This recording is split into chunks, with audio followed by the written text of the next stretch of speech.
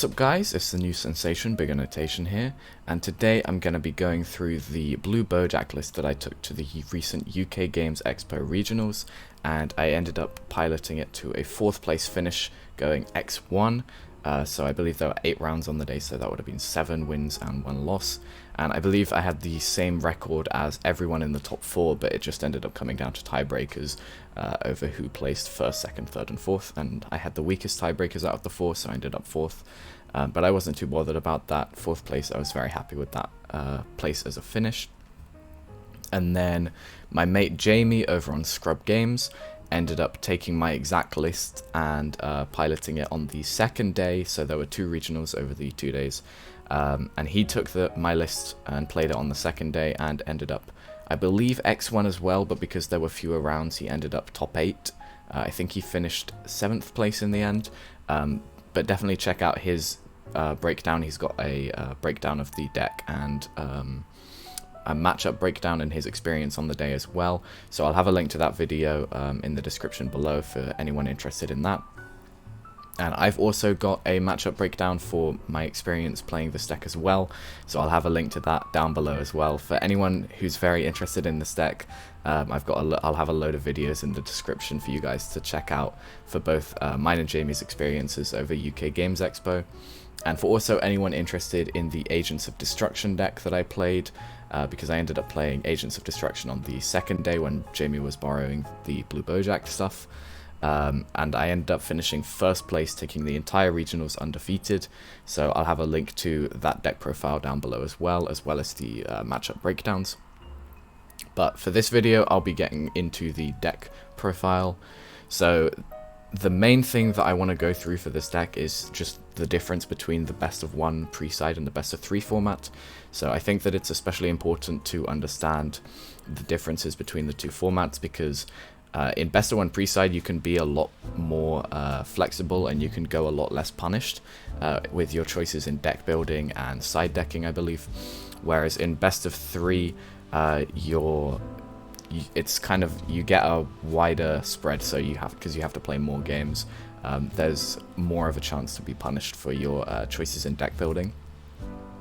And I think it makes especially mainboarding different techs for your trickier matchups a lot more important, just to give you that edge in game 1, because oftentimes games can't be decided by game 1, especially with the new time rules and especially for a slower deck like blue BOUJACK. So I feel like it's especially important to be main decking main deck techs for a control deck like this one for your worst matchups, so that you have an edge in game 1, and then you can always side out some of the techs that aren't so good if you play against a different matchup, and then side in some cards that are more useful in that specific matchup. So for the leader, for those that don't know, it's just very simple. Got an activate battle on both sides, where you combo with a BOUJACK Brigade from your energy once per turn. He awakens at either when you have your 4-cost unison in play or at 3 life or less. You untap 1 and draw 2. And then on the backside, when your opponent attacks, you can pay a blue energy, discard a card, and then untap 4 mono blue energy, but you can't counter from the hand for the turn. And for anyone who's interested in specifically playing blue BOUJACK, I have a whole load of videos on my channel breaking down all sorts of different things that are very important to understand for the deck, so I definitely recommend diving into those and checking them out. Some of them are a bit long, but they're definitely worth the watch, I think, because it really breaks down the fundamentals of playing this deck and all of the different matchups that you can face against as well. But to get straight into the deck, to start off, we have the same Unison lineup that I've always been with. I reckon 3 Boo Unison and 1 Gotenks is completely fine. I barely ever get punished by for not running the 4th copy of the Boo Unison. And having the extra flexibility of having the Gotenks Unison is very, very important, because not only is the Gotenks Unison really good on the turn that you play it compared to the Boo Unison, because the main value of the Boo Unison is the value of a time that you get from the draw 1 every turn, as well as the defensive capabilities that it offers you with the blocker and the -1 skill, whereas the Gotenks Unison on play instantly gives you a +2 whether you use the -2 or the -3. So depending on your situation, it doesn't matter which one of the 2 skills you'll use, you'll always be going +1 over the Boo Unison, because the Boo Unison on the turn it's played still only gives you that one draw, whereas the Gotenks Unison gives you that extra draw on top of the Boo Unison, because it gives you two draws, or it can remove 2 threats. And so it's especially nice if you use the -2, because your opponent doesn't have much of a board, and you can back it up with a baby hatch, or even if your opponent doesn't focus down the Unison. There are often times where I manage to get 2 -2s off from this one card, even though I only played it with 4 markers on, which is very nice. But the main utility of the Gotenks Unison is against yellow, because not only is it a dual attacking Unison that can get under riposte, because riposte doesn't affect Unisons, but it also, the -3 ignores barrier. So against especially Trunks GT, you can get rid of their barrier blockers, you can get rid of their poutines, and if they're playing the slug engine, you can get through the slug, which actually came up in my final match. I was against the only undefeated in the entire tournament, and we ended up playing on stream, but sadly the VOD wasn't saved. And he basically got the slug package down, I believe every single game, and then every single game I managed to draw this Gotenks Unison. And it was especially strong in that matchup. It was probably the MVP of those games. Just being able to get through that slug, and then the Trunks blocker that he would also have on the board to defend it, was extremely strong. And it's definitely worth running just the one-off Gotenks Unison, especially in best of 3, because then even if you are worried about in the matchups where the Gotenks Unison isn't as good, then you can always have the opportunity to side into an extra Boo Unison or an extra Gotenks Unison if you're choosing to side those cards and you want to side them in the matchups that you're against. But for the standard BOUJACK stuff that you want to be seeing in the opening of your hand every single game, we have 4 Zangief, 4 Gokua, and 2 Beidou. So the 4 Zangief are copies 1 to 4 of your super combos. We run 16 super combos in this deck. And the other 1-drops are mostly just to make sure that you can have effective use of your early energy.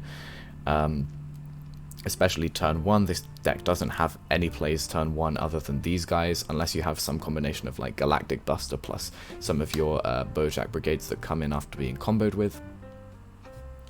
But these guys are really what you want to be seeing turn 1. Gokua, especially for the early crit pressure, especially against those slower controlling decks, because decks like SS4 ramp and any sort of mill deck, but also any blue deck that wants to go long and slam down big bombs like Kale or Android 17, they can end up out-controlling you, and so the Gokua crit pressure definitely can help you in those matchups, because it means that often you'll get to turn 4 and slam down your Boo Unison and your opponent will already be at like 6 or 5 life.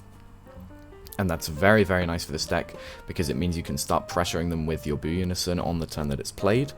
And then you don't have to worry so much about their awakened turn and when they're going to start popping off on you, because you can actually start pressuring them and killing them before they get to those later turns where they want to be dropping the big bombs like Kale and turning the tide. And then for our middling cards, I'd like to say, for our smaller BOUJACK brigades, we've got 4 Gokua, 2 Beidou, and 2 of the AOD BOUJACK. So the 4 Gokua I think is still especially strong, even though in this current meta there aren't many 1-drops to hit out, especially with Gogeta Zeno out of the meta. There aren't any really good targets for this card other than I'd say Basil or the 1-drop Yellow Slug, but the 1-drop Yellow Slug isn't going to be out most of the time because they'll just go up into the 3-drop. And then Basil is kind of going to be the main target for this card because it's a 1-drop that can actually apply pressure onto you. But against a good U7 player, they'll be comboing off their 1-drops on their leader swings so that you can't free combo out of their early attacks. And so this card loses value against that. Against Cell, which was the other matchup that I was mainly afraid of, they're going to be either immediately using the Activate main on their androids to put them under their leader, or they're going to be instantly Union absorbing on the Cell 1-drops. And against Trunks, they're going to, all of their 1-drops have barriers, so this card doesn't do anything, unless again they're playing the Slug package or they have Basil out, in which case this card can do things. But most of the time this is just because it's a 1-drop 20k beat stick, and those stats are really, really strong. Definitely nothing to be scoffed at. So that's the main reason we're playing 4 of this card. And then 2 Bedo, I would be playing more of this card, but it's got unique, so it's just not worth it. But the 15k crit pressure this card offers is extremely nice. Again, like the same theory behind it as the 1-drop Gokua. And then the activate main is also extremely nice, just to pay 1 energy and remove something 3 or less, just giving you that extra value over time. Slowly whittling down your opponent's resources until you hit that late game and just start to explode on them. And then also the fact that this card effectively comes in for 0 energy, so you can manipulate your energy with Galactic Buster and some other cards to effectively give you a free energy during your opponent's turn. And then the 2 AOD BOUJACK, so I've said previously this card isn't great, and it's still not great in this current meta, because we don't really have any main, like, full-on aggro decks, and this card is it's mostly meant to be good against aggro, because it stops attacks going to your leader, and it gives you that extra draw, so it effectively nets you a 0 loss in card advantage, and it's just like an overall very defensive card. But the main issue with this card is, even with Gogeta Zeno out of the meta, the main aggro deck is kind of U7. Like, U7 is more of a mid-range deck, but it's the closest thing to a full-on aggro deck that we have right now that is being widely played. And so U7 can obviously just minus through this card, and when Gogeta Zeno was around it could warp it, but Gogeta Zeno isn't really around anymore. But even with Gogeta Zeno gone, this card isn't so strong, just because of the fact that U7 is going to be minusing through it rather than KOing it. It is very nice against any sort of hand control deck that you might play against, just because green is going to have to KO this guy, and it's giving you a free draw, and it's also a 15k that can apply pressure against them. But the main utility for this card right now, which is a weird one, is against Trunks Jita. So it does have some utility against Trunks Jita for a couple of reasons. Obviously, they're going to be playing a couple of big threats if they're playing the 8-drop, but also they have their 5-drop Turles or Too Easy. Their secret rare is going to be either Pan or Cell Xeno, and then their Overwhelm is generally Feigned Greeting, I find, so that's going to be a 6-drop. So most of the time this is defending against a lot of those cards. And then also, they don't have really any way to get around this card other than KOing it or wiping its skills with Final Flash. And then the main utility of this card is that it's a 1 energy Trunks and Poutine trigger, and it's going to be playing itself in rest mode anyway, so you're not too worried about those cards anyways, at least hitting this card. And so the main thing against that matchup is playing around Trunks and Poutine so that they don't get huge value out of Turles or Too Easy or their Trunks Unison or anything like that. And so being able to play this card as a 1 energy way of triggering it, and then when it dies you still get the draw so you don't lose anything from it dying, is very, very strong, because it just opens up your plays for the rest of their turn whilst they're pressuring you, because you get this guy out early when they have Trunks and Poutine on the board and you don't have much of a board, and then if they want to keep pressuring you, then you're going to be able to build up a board again without them really punishing you for it. But against U7 I was just siding this card out a lot, but other than that it's very nice just to keep the BOUJACK count high as well. And then we've got 2 copies of Bujin the Commando, again keeping the BOUJACK count high, but also a nice negate to get around your leader skill, because you can use it from energy, which isn't in your hand obviously. And it's also a nice Trunks and Poutine trigger, because it's a 1-drop 4k that's playing itself, and it is playing itself in active mode, but it's a 1-drop 4k, so you don't you don't really have to worry about this guy dying so much. It's not really an issue. And it just opens up the rest of your turn for being able to pressure your opponent and build up a board with big stuff. But the main utility of the Bujin is just to have it as a nice negate. And then for our bigger BOUJACK stuff, we've still got 4 BOUJACK the Evildoer and 4 on a Rampage. So on a Rampage is copies 5 through 8 of super combos, because it's a 0 cost 10k. And then these cards are just kind of the main pressure cards of the deck. BOUJACK the Evildoer being a 20k dual attacker that can come in for 2 energy and remove anything that doesn't have barrier. And then on a Rampage being the main boss monster, It's annoying because it does play itself in rest mode, so it makes the yellow matchup a lot harder because they can just kill it with Turles all too easy instantly. And whilst it is a Trunks and Poutine trigger because it's playing itself in rest mode anyway, it's 4 energy. And so if you're playing this to bait out Trunks and Poutine, you're not going to be doing much else on your turn unless you've hit the really late game points of the game. And at that point, your resources can kind of start to dwindle. And so this card is kind of frustrating to play around against yellow, at least, unless they really misplay and they mess up with their energy and stuff. But otherwise, it's a very, very strong card, and oftentimes, even if you know that your opponent's going to remove it, it's still worth playing it just to force out the removal and get the value on the auto, just to draw a card and remove something. But yeah, on a Rampage, very, very strong card, and you have to play 4 because it's extra super combos. And then, speaking of super combos, we have copies 9 through to 12 of our super combos. Galactic Buster being a 0-cost draw a card and then combo with something from your energy and gain an energy for the combat. And there's just there's a reason this card was limited to BOUJACK Brigade leaders, and it's a very strong card. It just kind of enables the entire archetype to pop off, and it doesn't mean that you're entirely reliant on your leader skill. And it's just a very strong card. There's nothing really more that needs to be said. And then for the other standard extra cards, we've got 3 Bean. So with Gogeta Zeno out of the format, I don't need to run the 4th Bean in the side deck. I was always on 3 in the main deck, but I was siding 1 previously, and I no longer am, just because it's not necessary. And there were matchups where I was siding this card down to 2 copies or even 1 copy in the main deck, just because it's not really a necessary card anymore. It's still a very strong card, don't get me wrong, but it's mainly for the energy manipulation rather than the plus 5k. And a lot of the times you already have enough energy manipulation, so the plus 5k doesn't really do anything against the more controlling decks, which we are in a much slower meta now, I feel. And then the energy manipulation doesn't do much for this deck because you already have an abundance of energy at any point in the game. So you don't need 4 Bean in the deck. 3 Bean feels fine, but there are matchups where I side it down to 2 or 1.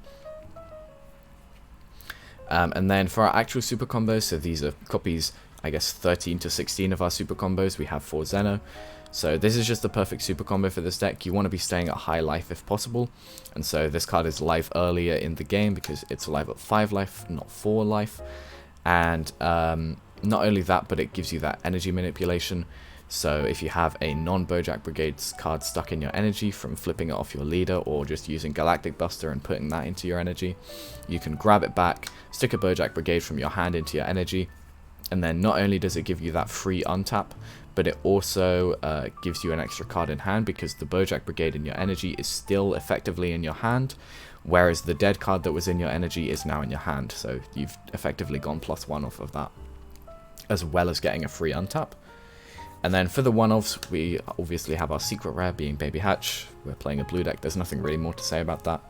And then for our finishers, we still have 1 Android 17 Turning the Tide, 1 Fu Dark Banisher, but I've made a new addition being Kale Rampaging Demon, and in best of 3 format, like I've mentioned before, you want to have more one-off techs in the main board, just so that you have more of a stronger chance in the harder matchups in Game 1.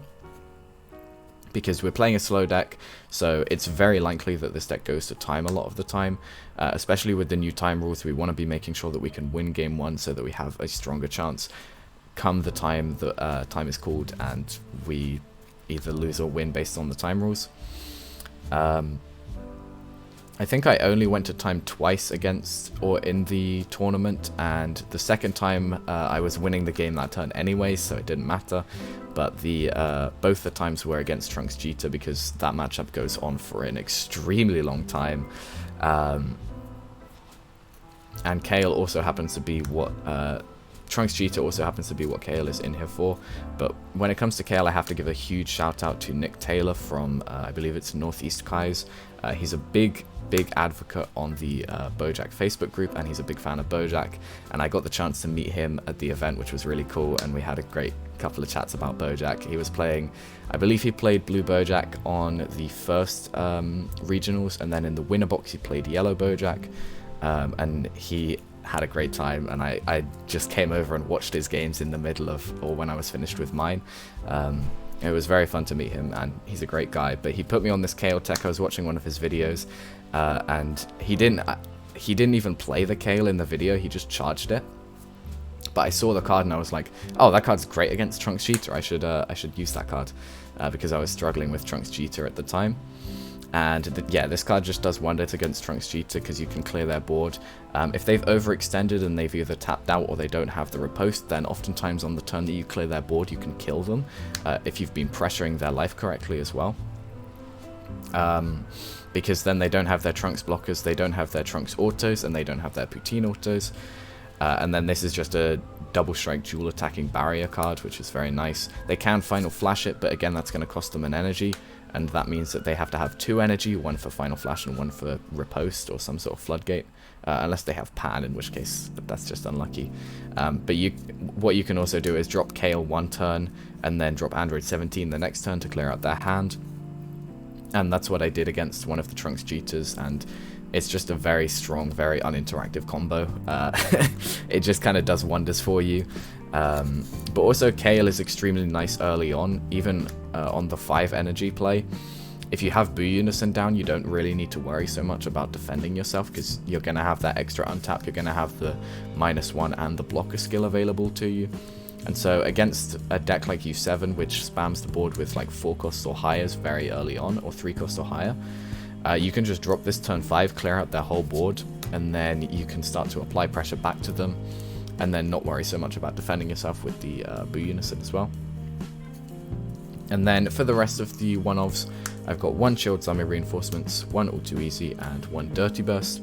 So the Chilled Army I ended up cutting down. Previously I was running it at 2, but I found in this current meta it's just not so strong anymore, because against Trunks Cheetah they're going to be resting the blocker a lot of the time, either with their autos on Poutine or Trunks, or just with a counterplay if they really need to kill you that turn.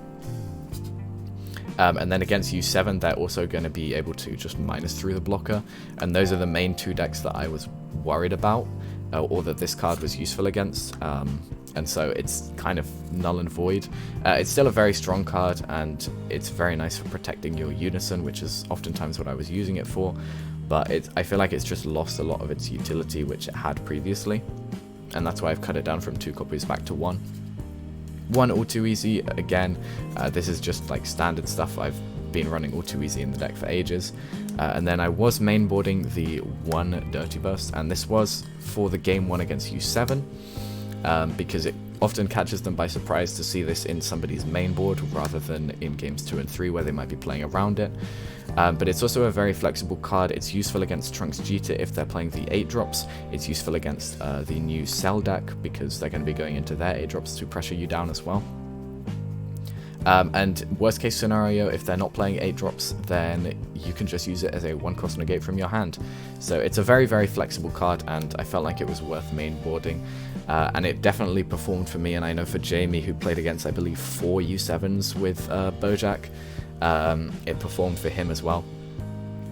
And so Dirty Burst, I feel like it's definitely worth considering maining this card in a best of 3 format. In best of 1 pre-side, again, you don't need to worry so much because you can just side it and then side it in when you need to.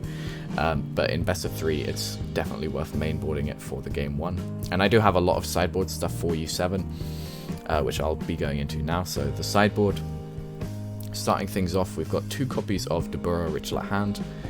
This is just for that rogue hand control player that I might end up playing against, and which I did end up playing against. It's just very, very nice because hand control can be a bit of a tricky matchup for this deck, especially if they're playing the Paternal Unison Bardock. And so this card just kind of eases up the matchup for you, and I feel like you just kind of have to side it in a deck like this just in case you play against a hand control player, because if you get caught off guard by it, then it can bite you in the back. I was sideboarding 2 Baby Golden Avenger. The main reason for this was against Cell. If they're going for the Perfect Force plus Cell Xeno or +/-7 thing on their Unison, this card is the best card, I feel like, for countering that. I have heard some people argue that it's worth running God Sealing over this card, just for that matchup, because you can obviously God Sealing on the, I think it's Wicked Regeneration that brings out the perfect 4 Cell. But I feel like if the Cell player has left your Boo Unison alive and is then tapping 5 for that play, then they're playing to lose anyways at that point. Because the deck has a very easy time killing the Boo Unison, because it has all the 20k dual attackers that can't be removed by the -1. And their leader can also boost up to 20k, so they'll have a very easy time clearing the Boo Unison. So unless you have Boo Unison plus Hatch and then God Sealing, I don't feel like it's worth playing God Sealing in that matchup. And so, unless you have exactly those 3 cards, they're going to be killing the Boo Unison, and then you're back to square one, where you have to just kind of hope that you survive when they're going to be ripping your hand apart and then killing you with the quad strike stuff. And so I feel like Baby Golden Avenger is better than God Sealing in that state. And like, again, I've talked about it before on the channel, God Sealing is not worth running in this deck, other than maybe for that matchup or for Sin.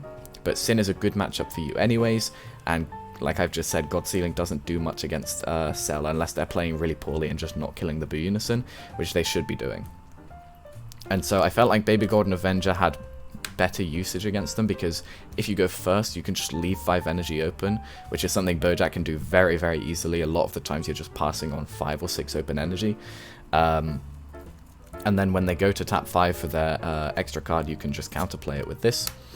But it also has more utility because it means that you can side into this card as an extra finisher if you need it, which I ended up doing against a Blue Baby Mill deck, because I wanted to counter on some of their floodgates so that I could push through, and that's exactly what ended up happening. I just ended up countering some of their floodgates and managed to push through and kill them.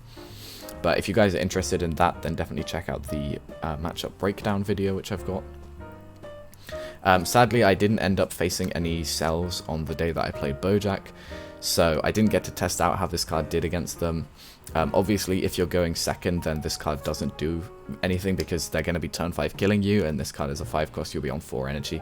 So it's not so great going second, but I feel like Cell is a very tricky matchup to navigate anyways. So it would require more testing, but I still feel like this card is better than God Sealing.